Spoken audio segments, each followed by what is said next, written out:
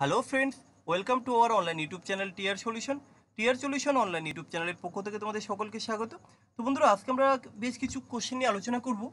এর আগের ক্লাসে আমরা প্রায় 6টার মতো কোশ্চেন আলোচনা করেছিলাম। যাই হোক, আজকে আমরা তার পরের থেকে কোশ্চেনগুলো আলোচনা করছি। চলো দেখে নেওয়া যাক কোশ্চেন নাম্বার 7 কি রয়েছে। দেখো, 15 টাকা কেজি দরের চায়ের সাথে কি অনুপাতে 20 টাকা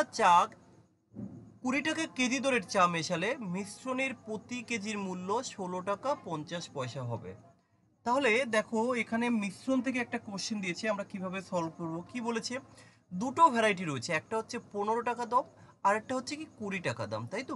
এই দুটোকে কি অনুপাতে আমি মেশাবো, মেশানোর ফলে আমি 16 টাকা 50 পয়সা করে বিক্রি করতে পারবো। তো দেখো, আমরা অ্যালিগেশন কিভাবে করি, আমরা এখানে লিখলাম একটা ভ্যারাইটির যার দাম হচ্ছে 15 টাকা, তাই তো। আর এখানে লিখবো আমরা সেকেন্ড ভ্যারাইটির যার দাম হচ্ছে কত, 20 টাকা। এই দুটো ভ্যারাইটি আমি যখন মিক্স করব, তার এভারেজ বা মিন যে ভ্যালুটা সেটা হচ্ছে কত, মিন প্রাইস যদি আমরা বলি তাহলে সেটা হবে 16 টাকা 50 পয়সা কেজি ধরে আমি বিক্রি করব। কেমন, ওরা আমার কাছে কোশ্চেন করেছে যে কি অনুপাতে এখানে মেশানো হয়েছে। তাহলে আমরা এখানে একটু মাইনাস করে দেখি যে কত আসবে। দেখো, 16 টাকা 50-এর থেকে যদি আমি 15 বাদ দিই তাহলে কত টাকা থাকবে, 1 টাকা 50 পয়সা। একই রকমভাবে দেখো, 20 টাকা থেকে যদি আমি এই যে 16.5 মাইনাস করি তাহলে কত আসবে, 3.5 টাকা, তাই তো। এই যে 3.5 টাকা, এটা আমাদের রেশিও বের করবে। বাট এখানে দেখো, 2 ঘর পর দশমিক আছে, 2 ঘর পর দশমিক, তাহলে এই শূন্য কেটে গেল, 5 দিয়ে দিলে কত আসবে, 7, 5 দিয়ে দিলে কত আসবে, 3 আসবে। তাহলে এখানে কত আসবে উত্তর, 7:3, অর্থাৎ option number 2 is the right answer. আশা করি তোমরা বুঝতে পেরেছো। এই সমস্ত কোশ্চেনগুলোই আমরা ডাব্লিউবিপির প্রিভিয়াস ইয়ার থেকে নিয়েছি। কেমন, তো চলো কোশ্চেন নাম্বার 8 কি রয়েছে দেখো। কোশ্চেন নাম্বার 8, 137 মিটার ও 163 মিটার দৈর্ঘ্যের দুইটি ট্রেন পরস্পরকে যথাক্রমে 42 কিলোমিটার পার ঘন্টা ও 48 কিলোমিটার পার ঘন্টা বেগে আসতে থাকলে তাদের পরস্পরকে অতিক্রম করতে কত সময় লাগবে। তো দেখো, এখানে ওরা কি চেয়েছে, তোমার কাছে টাইম চেয়েছে, রাইট, যে কত সময় লাগবে। আমরা কি জানি, আমরা জানি ডিস্টেন্স ইকুয়াল টু হচ্ছে কি স্পিড ইনটু টাইম। তাহলে এখান থেকে টাইম ইজিলি আমরা বের করতে পারবো। টাইম ইকুয়াল টু কি বলতে পারি, আমরা বলবো ডিস্টেন্স বাই হচ্ছে স্পিড। তাহলে এখানে টাইম তোমার কাছে চেয়েছে, আমরা শুধু ভ্যালুটা যদি বসিয়ে দিতে পারি ডিস্টেন্স আর হচ্ছে স্পিড, তাহলে কিন্তু কোশ্চেনের উত্তরটা সলিউশন হয়ে যাবে। তো এখানে আমরা দেখে নেব ডিস্টেন্সটা কত আছে, ডিস্টেন্সটা কত আছে, স্পিডটা কত আছে। দেখো কোশ্চেনে কি বলেছে, দুইটি ট্রেন পরস্পরের দিকে, তাই তো। এই যে দুইটি ট্রেন যখন পরস্পরের দিকে বলতে কি বোঝায়, এই যে দুইটি ট্রেন পরস্পরের দিকে, যখন কোনো ট্রেন পরস্পরের দিকে যায় তখন তাদের মধ্যে দেখতে হবে তোমার রিলেটিভ স্পিড কত বা রিলেটিভ ডিস্টেন্স কত, আপেক্ষিক দূরত্ব বা আপেক্ষিক গতিবেগ। যখন পরস্পরের দিকে যায় তখন তাদেরকে কি করতে হয়, তখন তাদের গতিবেগটা আমরা প্লাস করব। আর যদি তারা বিপরীত দিক একই দিকে যায়, যদি তারা একই দিকে যায় তাহলে কি করব, তখন আমরা তাদের গতিবেগটাকে মাইনাস করব।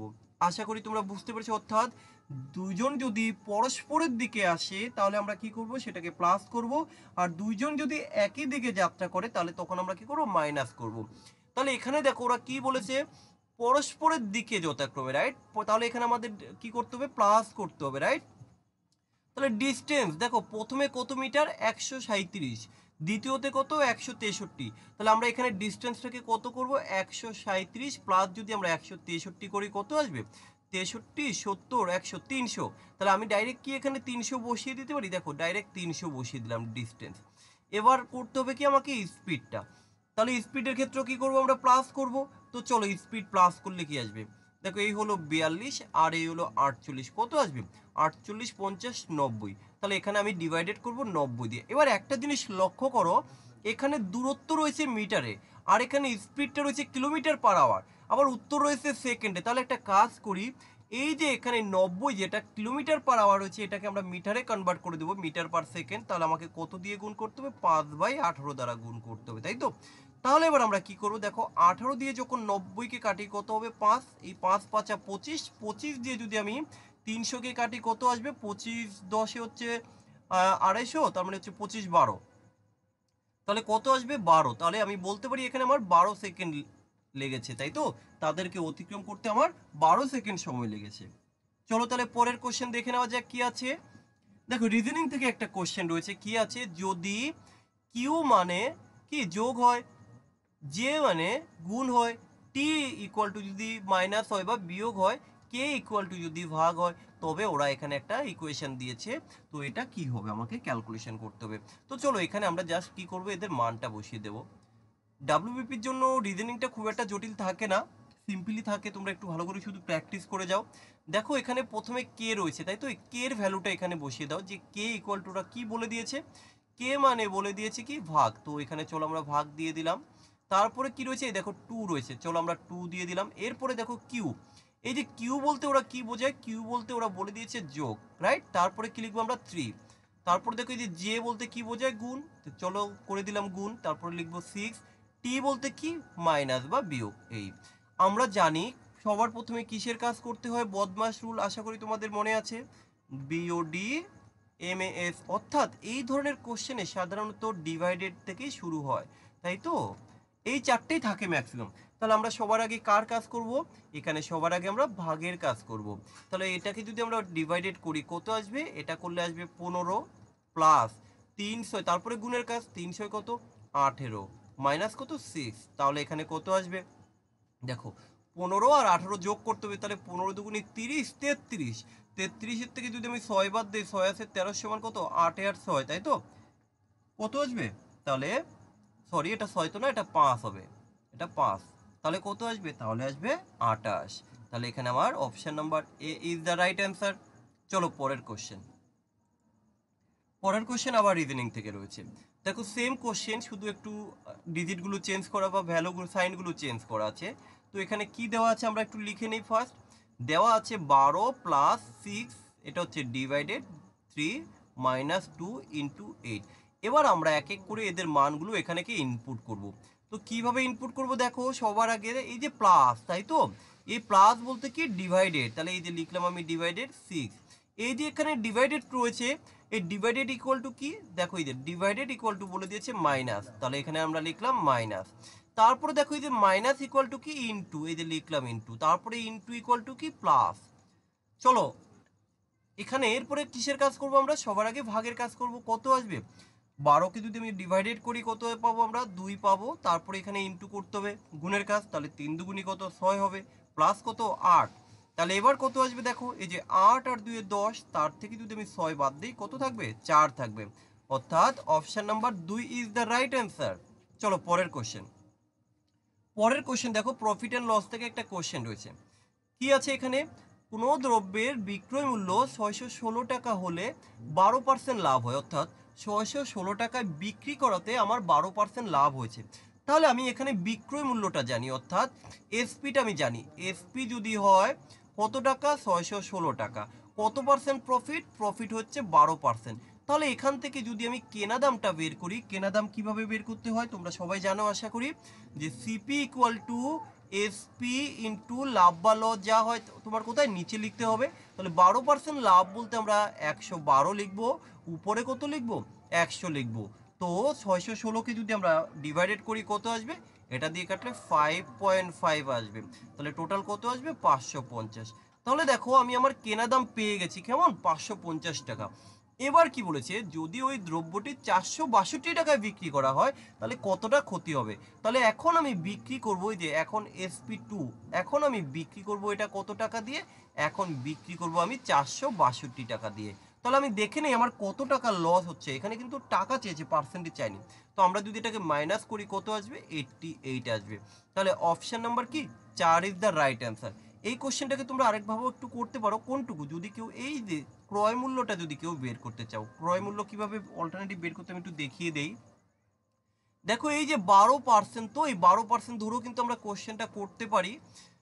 এই 12% যদি আমরা এটাকে ফ্র্যাকশনে কনভার্ট করি তাহলে কত আসবে 3/25, অর্থাৎ 25 টাকা যদি হয় আমার সিপি, 3 টাকা হবে কি আমার প্রফিট, কারণ এই যে 12% লাভ।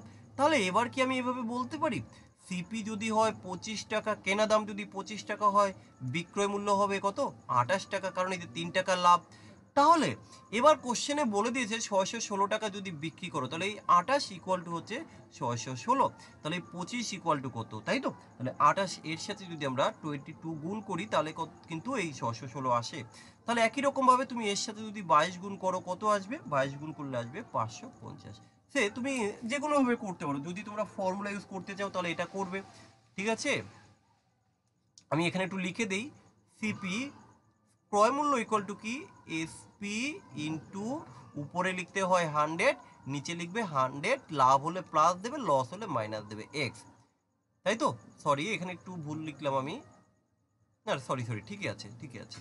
আচ্ছা এবার যদি তোমার কাছে বিক্রয় মূল্য বের করতে বলে তাহলে কি আসবে, তখন করবে সিপি ইন্টু নিচে লিখবে 100, উপরে লিখবে 100 প্লাস বাই মাইনাস, কারণ যদি লাভ হয় তাহলে প্লাস করবে, যদি লস হয় তাহলে তখন তুমি মাইনাস করবে, কেমন। চলো পরের কোশ্চেন কি বলেছে দেখো, পরের কোশ্চেন রিজনিং থেকে রয়েছে ডিরেকশন টেস্ট।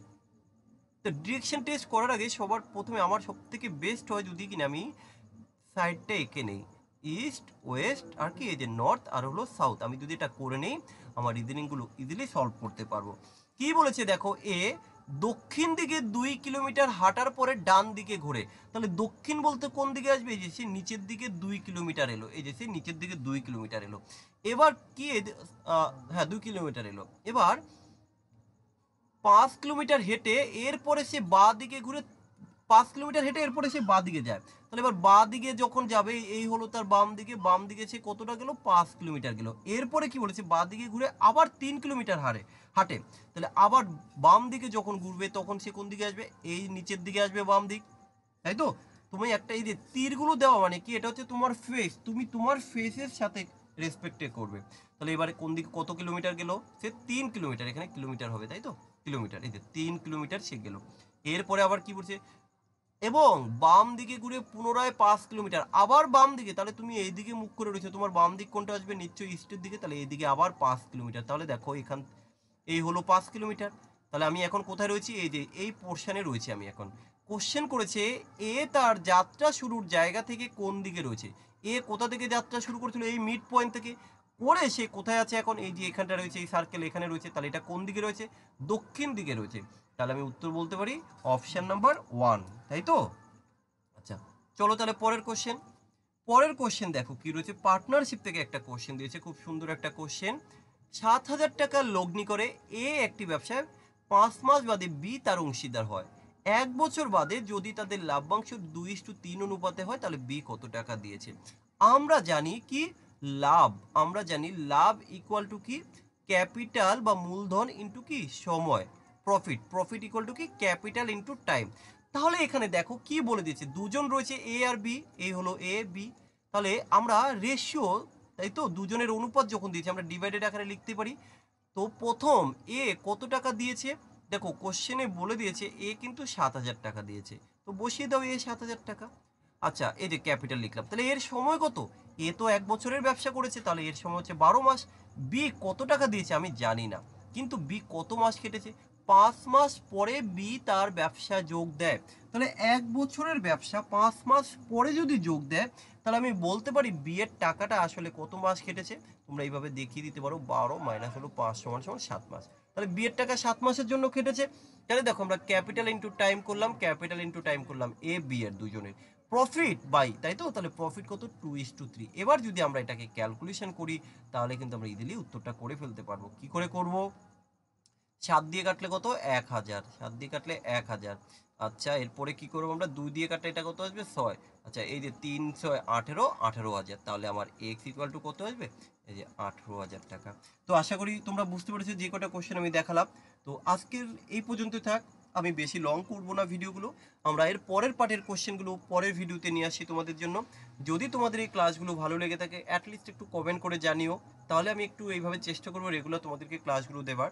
আর এখন যাই হোক, যেহেতু আমি ডাব্লিউবিপির প্রিভিয়াস ইয়ারের কোশ্চেন থেকে নিয়েছি এই সমস্ত কোশ্চেনগুলো, সেই জন্য আমি আর ইংলিশ ভার্সানে রাখছি না, আমরা এর পরের কোশ্চেনগুলোকে চেষ্টা করবো ইংলিশ এবং বাংলা দুটো ভার্সানে রাখার। তো যাই হোক সবাই ভালো থেকো, ভালো করে প্র্যাকটিস করো, আপকামিং ডাব্লিউবি এক্সামের জন্য তোমরা সেভাবে প্রিপারেশন নাও। আর তোমাদের মধ্যে থেকে যদি কেউ আমাদের অনলাইন ব্যাচে জয়েন করতে চাও তো নিচে তোমরা কমেন্ট সেকশনে তোমাদের নাম্বার দিতে পারো। চলো আমি পরে কল করে নেব তোমাদেরকে, কেমন। সবাই ভালো থেকো, বাই।